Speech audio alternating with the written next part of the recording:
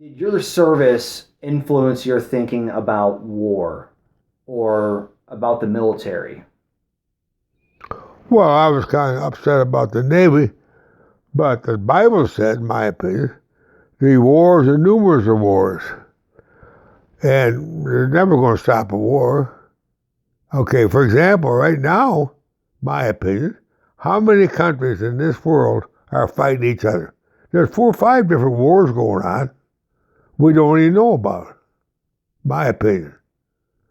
Okay, I don't think there's 5% of people in this country know we're at war today. We're at war, been more, what, 16 years or something like that over there now. And we're still having men over there. Now and then we have 2 or 3 killed over there. So we're at war. But the average person don't know, and why they don't know, because there's so much difference between this war and World War II, because back then you couldn't buy these things, different things. So we knew we were punished, or we know the effect of war. And there's a lot more in the service, and in other words, we know right quick that we had some of our friends and relations were being killed. Like I say, some of my friends were killed before I even went in the Navy. They were real close friends, but the neighbor man across the street, Kitty Corner. I told you about it earlier. He flied the B-17s that he was killed in 42, I think it was, late in 42. I was only 14 years old. He already died. You know. What do you want people today to remember about World War II? Well, sacrifice.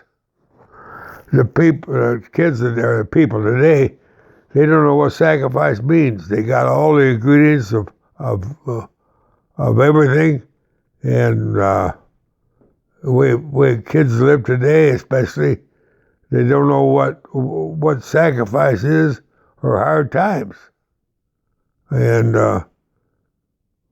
that's the way I look at it.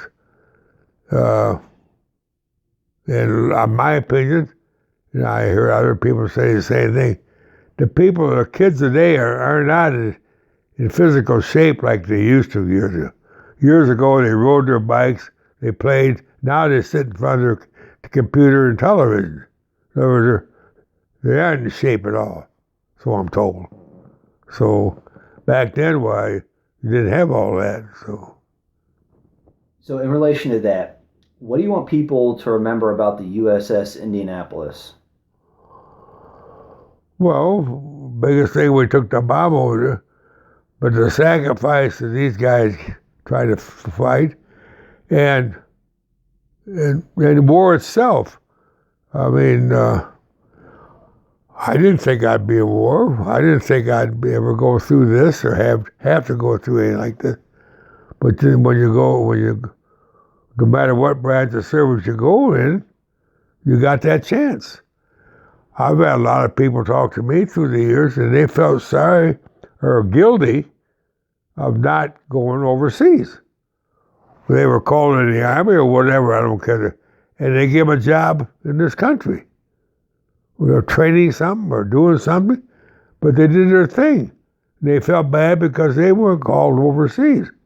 I said, well, you did what you're told to do, did you? Yeah, that's it. I mean, just like me, I was stationed on that ship. I told her to get on the ship to go, but I did. You know what I'm saying? I'm no hero.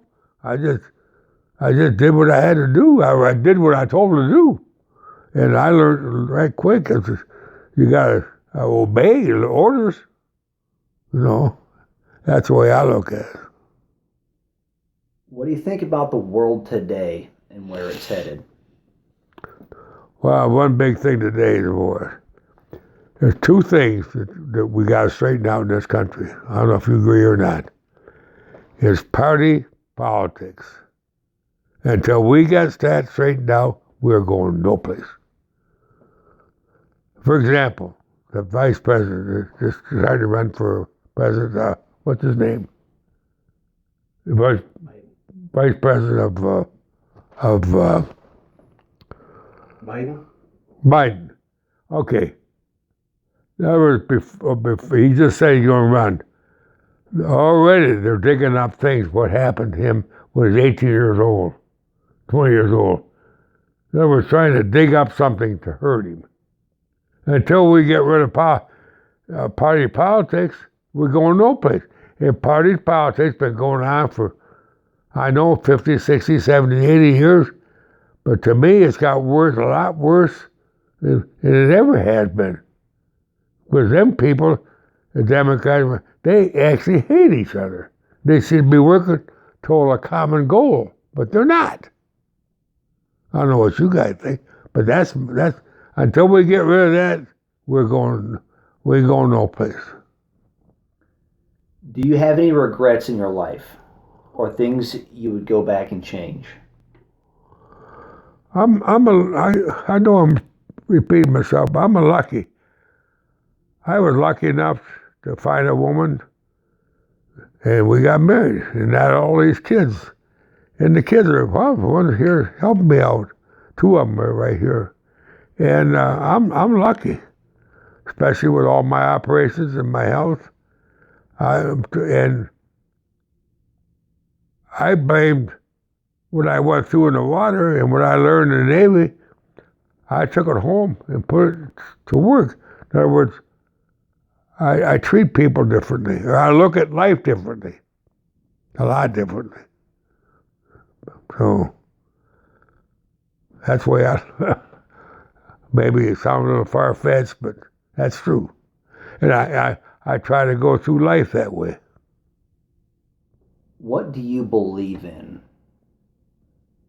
What do you mean by that? Well, I'm a Catholic. I believe in God. I try to do everything right in life. There's laws. Okay, that's why years ago, I never speed. 70 mile an hour, 65, whatever. I push the cruise in, and I don't go 1 mile over it. But why should I go any faster than they want to let me go? I use that for example. Well, hard work has always been good. All my kids said the same thing. They got what they got today. I had 3 of them tell me now.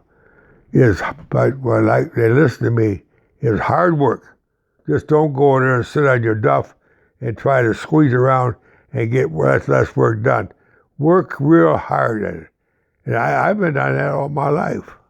Your experience being a USS Indianapolis survivor, that incident, obviously it had a lot of negative, but were you able to ever pull anything positive out of there to help you improve or better your life? Yeah, my whole experience. I go right back. I said, I give the guy a break. Yeah. In other words, life was no bed of roses. In other words, I went through this, and I was lucky. I got through it. But I was lucky. There's a lot of luck involved, but okay. I ain't got no reason. Why did that shark take that guy and not me? Why didn't I break and drink the salt water and not me? You can keep asking that, but I have no answer. Other than don't give up. That was my favorite expression. If you had to write a book about your life, what would that title be? Oh, boy. Well, I think it would. The biggest story is never give up.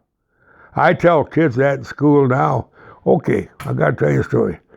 Here about 6 months ago, I went to a place, and it was a place, about 30 of them, 35. They have a disability. They're in wheelchairs, they got something wrong with their mind, and everything else. So, they didn't want me to give a talk. Some of them didn't have all their marrows, but most of them did. That woman came up to church with me about a month after and shook my hand and said, Dick, you give the most wonderful thing to talk to these people. They're walking around right now, patting each other on the back in their wheelchairs and walking. and they say it every day to everybody, never give up. And also, this is hard to believe, they're taking their medication better. Now top that one. That woman told me that.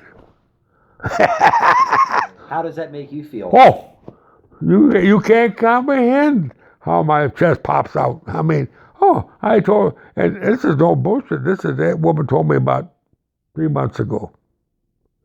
Now, you think that over. I've had a lot of people say to me, guys my age, oh, my grandson and my granddaughter heard you talk. Don't stop. They keep it up. They're getting a lot out of it. They talk about when they get home. Not just once. It's happened many times. So what I'm saying, and I think I'm doing good. If David stays with me and other people, I won't continue on until I drop dead, I guess.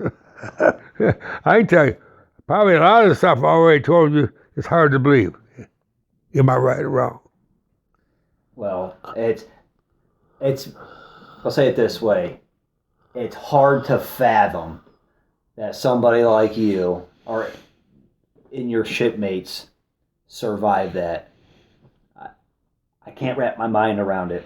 Well, that's everybody says that. Yeah. I believe everything, and for me, it's just hard to fathom, and I don't know if I was in your shoes, if I had the guts and the willpower to survive.